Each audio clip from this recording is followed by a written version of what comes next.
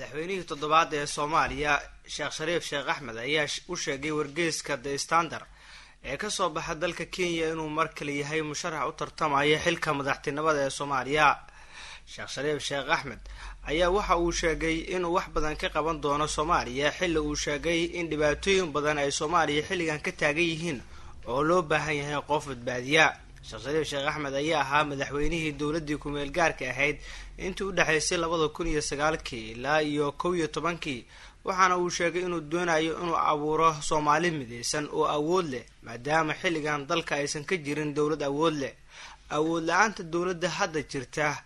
ayaa awgeed ugu dhalisay inaan mar kale siyaasadda ku soo laabto, ayuu yiri madaxweynihii hore ee Soomaaliya Sheekh Shariif Sheekh Axmed oo la hadlayay wargeyska The Standard ee ka soo baxa dalkaasi Kenya.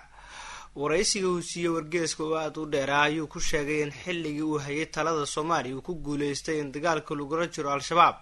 isla markaana uu ka sifeeyay magaalada Muqdisho iyo qaar ka mid ah magaalooyinka Soomaaliya. markii uu kursiga baneeyay ayuu sheegay Sheekh Shariif Sheekh Axmed in awoodii Al-Shabaab ay dib u soo laabatay isla markaana wali deegaanadii uu kaga tagay ay gacanta ku hayaan. xilligan madaxweynaha ahaa waxaan ku guuleystay inaan dib u soo celiyo ammaankii Soomaaliya, wadankana waan mideeyay, ayuu yiri Sheekh Shariif Sheekh Axmed.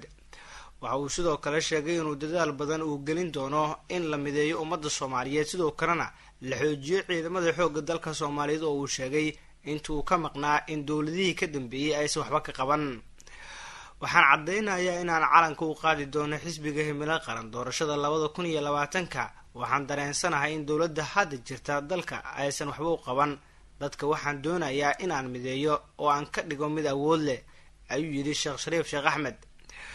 wargeyska oo Sheekh Shariif Sheekh Axmed ka daabacay warbixin dheer waxa uu sidoo kale ka hadlay sida loo baahan yahay in Soomaaliya ay xilligan u hesho hoggaan ka duwan kuwii soo maray iyo kan hadda jira, isagoo sheegay in hoggaanadii asaga ka dambeeyay oo ah Xasan Sheekh Maxamuud iyo Maxamed Cabdullaahi Farmaajo aysan shacbiga Soomaaliyeed u qaban wax muuqda isla markaana wax walba meeshii ay kaga tagay ay yaalaan uuna doonayo inuu wax badan qabto. waxaa lagu xasuustaa maamulka Sheekh Shariif oo ahaa madaxweynihii toddobaad ee Soomaaliya in hanaanka dastuurka dalka uu aad u horumariyay isla markaana uu abuuray ciidamo isugu jiray booliis, military iyo maxkamado kuwaasoo inta badanba laga hirgeliyay magaalada Muqdisho iyo sidoo kale caasimadaha gobolada.